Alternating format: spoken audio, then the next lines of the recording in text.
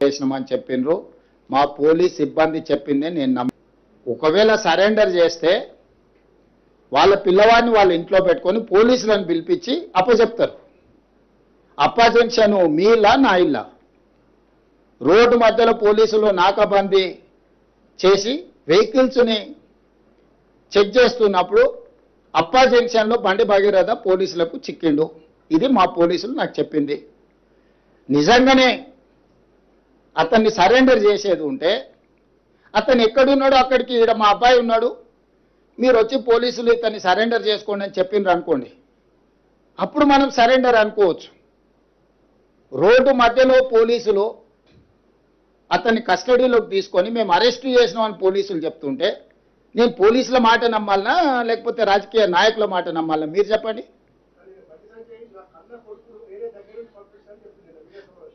నేను అనేది ఏంటంటే అతను దగ్గరుండే పంపించి ఉండొచ్చు, నేను దగ్గర ఉన్నాడా లేడా అనేది నేను గవా కాదు. అతను ఏం చెప్తే అదే నిజం. ఎందుకంటే వాళ్ళిద్దరు ఒక దగ్గర ఉన్నారా లేదా, 5 రోజులు అబ్స్కాండ్ అయినప్పుడు తండ్రి కొడుకులు ఒకే ఇంట్లో ఉన్నారా లేరా,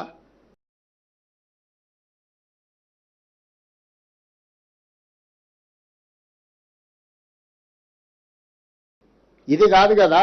మేము చాలా సిస్టమేటిక్గా విశ్లేషించుకొని కంప్లైంట్ వచ్చిన వెంబడే ఎఫ్ఐఆర్ చేసి ఒక పద్ధతి ప్రకారం ఈరోజు ప్రభుత్వం చర్యలు తీసుకున్నది.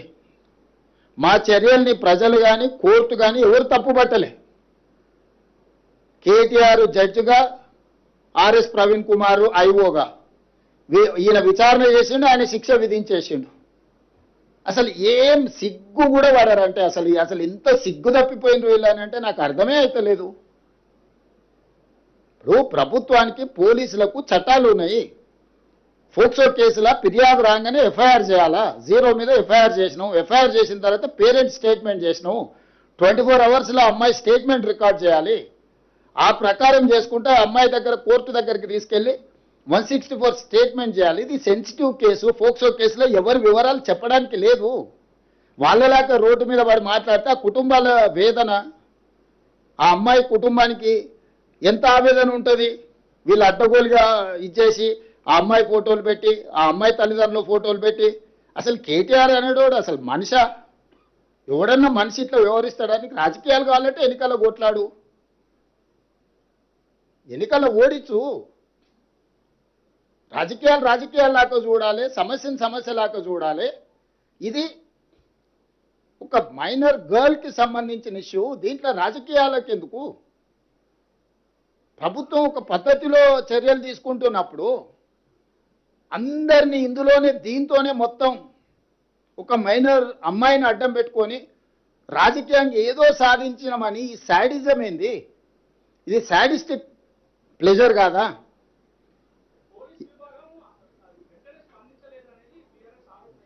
నేను అదేనా చెప్పేది, వాళ్ళ గురించి ఇప్పటి దగ్గర చెప్పింది. సాడిస్ట్ అని నేను చెప్తుంటే మళ్ళీ నువ్వు ఇంకేదో కొత్తది అడుగుతావేంది?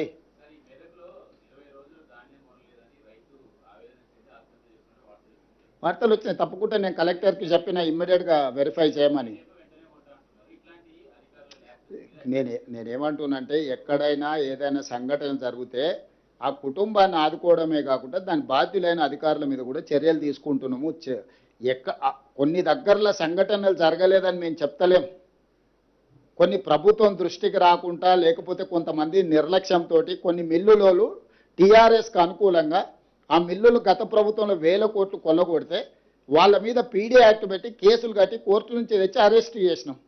ఇప్పుడు లారీలు ఐకేపీ సెంటర్ల నుంచి లారీలను నింపి మిల్లుల దగ్గరకు పంపిస్తే మిల్లర్స్ కొంతమంది టీఆర్ఎస్కి అనుకూలంగా ఈ టీఆర్ఎస్ నాయకులు పోయి వాళ్ళని దించనీయలేదు. రోజుల కొద్ది ఆ లారీలను దించకుండా ఆపడంతో మళ్ళీ కొత్తగా ఐకేపీలో సేకరించిన ధాన్యాన్ని రవాణా చేయడానికి వాహనాలు లేవు. ఈ ఆర్గనైజ్డ్ క్రైమ్ చేస్తున్నారు బీఆర్ఎస్ వాళ్ళు. ఇప్పుడు టీఆర్ఎస్ అంటే కొత్త వాళ్ళు వస్తారు. మరి నాకు ఇదో సమస్య వచ్చి పడ్డది, ఇదో దరిద్రం మళ్ళా తోడు.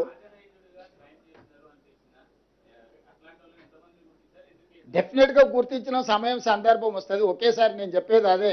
మీరు ఇప్పుడు బండి భగీరథ్ గురించి నిన్న అడిగినారు. కేటీఆర్ బావమాటి ఫామ్ హౌస్లో డైరెక్ట్గా డ్రగ్స్ తీసుకొని దొరికితే ఎందుకో కేటీఆర్ మా బావమాటిని ఒంగబెట్టి పిల్లలు వల్ల కొట్టండి పోలీస్ స్టేషన్లో పోయి కోదండం ఎక్కించండి అని ఎందుకో చెప్పలేదు.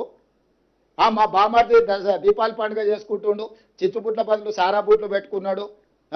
మా బామార్ది బతిపూల బదులు గంజాయి పూలు లేకపోతే కొకేన్ పెట్టుకున్నాడు. మీరు ఎట్లా అరెస్ట్ చేస్తారని బయటకు వచ్చి మాట్లాడాను కదా. ఈ సిగ్గులేనోడు మరి బామార్ది ఫామ్ హౌస్లో డ్రగ్స్తో దొరికితేనేమో కేసు కాదు, ఇంకో ఎమ్మెల్సీ కోడి పందాలతో దొరికిండు, దాని మీద లేదు. ఇవాళ నేను చెప్తున్నా అధికారికంగా, దుబాయ్లో చనిపోయిన కేటీఆర్ మిత్రుడు ఆర్థిక లావాదేవీలు వాళ్ళ ఎమ్మెల్యే ఎక్స్ఎమ్మెల్యే వాళ్ళ ఫామ్ హౌస్లో డ్రగ్స్తోని పోలీసుల మీద కాల్పులు చేసి దొరికిండు. ఇంత చట్టాన్ని గౌరవించి సమాజాన్ని ఉద్ధరించే కేటీఆర్ ఏడబడుకున్నాడు, ఏ బొక్కలు పండుకుండు? ఎందుకో పార్టీల నుంచి సస్పెండ్ చేయలేదు వాళ్ళను. అసలు ఎంత సిగ్గులేనితనం, బర్తగించిన తనం, ఇంతకంటే సిగ్గు తప్పినోడు ఎవడన్నా ఉంటాడా?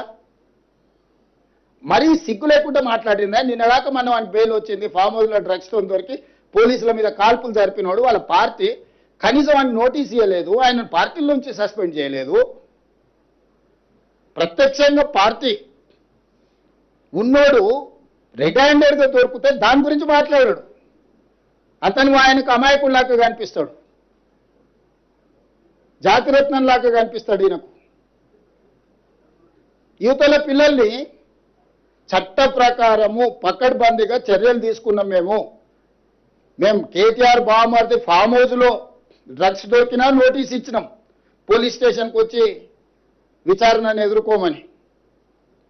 ఈరోజు ఫోక్సో కేసులో విచారణ ఎదుర్కొంటున్న బండి భగీరథ్ కూడా ఇంటికి వెళ్ళి పోలీసులు నోటీస్ ఇచ్చిండ్రు, వాళ్ళు కొంత సమయం పెట్టిండ్రు వస్తామని. దాని తర్వాత సర్టిఫికెట్ అమ్మాయి మైనరా మేజర్ అని ప్రభుత్వ రికార్డ్స్ మేము సేకరించినాము.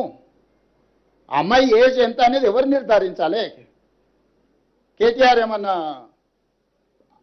సర్టిఫికెట్ ఇచ్చే అథారిటీనా? ఆర్ఎస్ ప్రవీణ్ కుమార్ ఏమన్నా ఐఓనా? ఐఓలు వెళ్ళి స్కూల్లో అమ్మాయి బర్త్ సర్టిఫికెట్ తీసుకొని, 10th క్లాస్ సర్టిఫికెట్ తీసుకొని, అమ్మాయి హాస్పిటల్స్లో బర్త్ సర్టిఫికెట్ తీసుకొని, ఆధార్ కార్డు తీసుకొని, ఆ అమ్మాయి మైనర్ అని నిర్ధారించుకొని ఇమ్మీడియట్గా ప్రభుత్వం యాక్షన్లకు దిగింది. కోర్టు కూడా మమ్మల్ని తప్పు పట్టలేదే. ఓన్లీ కేటీఆర్ కోర్టులో తప్పు, నాదే ఫామ్ హౌస్ మేము మీటింగ్లు పెట్టుకున్నాను ఒకటి చెప్తాడు, నాకు సంబంధం లేదని ఇంకోటి చెప్తాడు, అనుమతి లేకుండా కట్టుకుంటే ఏమైందని వాడు అంటాడు. నీతులు చెప్పడానికే ఉన్నాయని మాట్లాడొద్దని చెప్పురు దయచేసి మీరు కూడా కలిసినప్పుడు. నాకు తెలిసి మిమ్మల్ని కలవాడనుకుంటా.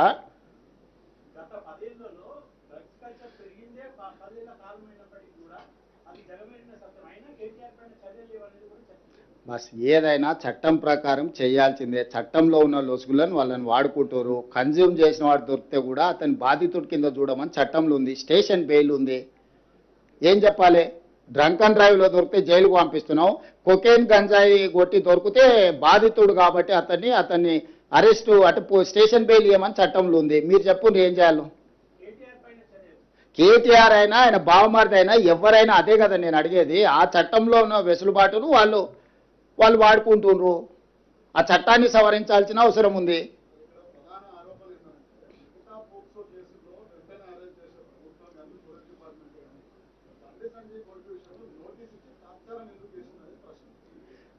మీరు అడిగిన ప్రశ్న కేటీఆర్ అడిగినట్టుగానే ఉంది. ఏ కేసులైనా కూడా పోలీస్కి ఒక ప్రొసీజర్ ఉంది. ఇమ్మీడియట్గా కంప్లైంట్ వచ్చిన ఎంబడే ఎఫ్ఐఆర్ చేయాలి.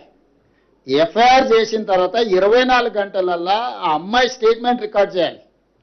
గార్డియన్ ఎవరైతే ఉన్నారో Guardian has to take care of that girl. అక్కడ అంతకంటే ముందే ఒక కేసు ఉంది.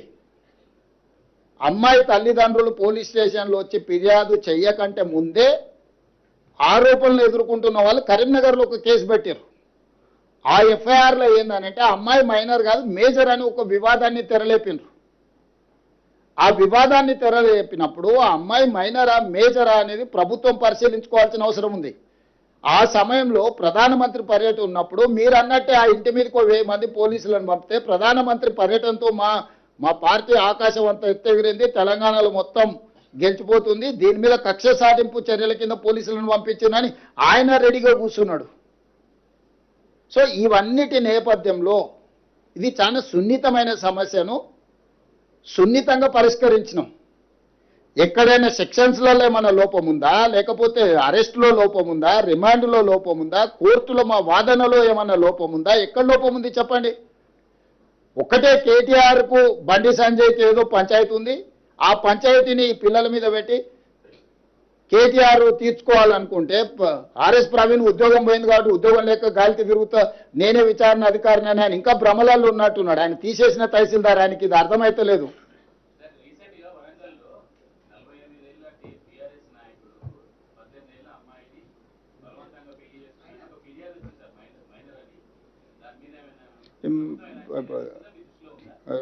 చారి గారు ఇప్పుడే మా దృష్టికి తెచ్చిండు. ఇమ్మీడియట్గా నేను డీజీపీ గారికి సూచన చేస్తున్నా, తక్షణమే చారి గారి ఫిర్యాదు మీద విచారణ చేయించండి. నేను వివరాలు తీసుకొని డెఫినెట్గా చెప్తాను.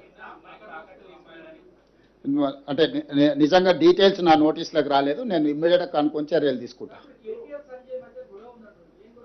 నాకు తెలియదు, ఉందేమో అని అంటున్నా. వాళ్ళిద్దరు, ఆయన బండి సంజయ్ అన్నాడు కదా ఏదో నిన్న, అంతకుముందు కేటీఆర్ అన్నాడు కదా, వాళ్ళిద్దరే రోడ్ల మీద తిట్టుకుంటారు. అదే చెప్పిన, నాకేం తెలియదు. వెంకటరాజే తెలియకల్లోడు కనుక్కోవడంలా.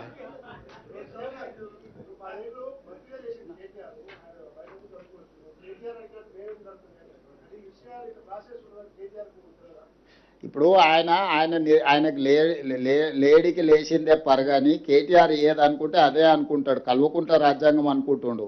వాళ్ళ నాయన దిగిపోయి చాలా రోజులైంది, వాళ్ళ నాయన అర్థమై ఫామ్ హౌస్లో వండుకున్నాడని ఆయనకు అర్థమైతలేదు. ఈయన చెప్పింది నిజమైతే వాళ్ళ నాయన ఎందుకో స్టేట్మెంట్ ఇవ్వలేదు. ఒక మైనర్ గర్ల్కి అన్యాయం జరిగితే లీడర్ ఆఫ్ అపోజిషన్ ఎక్కడ పడుకుండు, ఏడ నిద్రపోతుండు?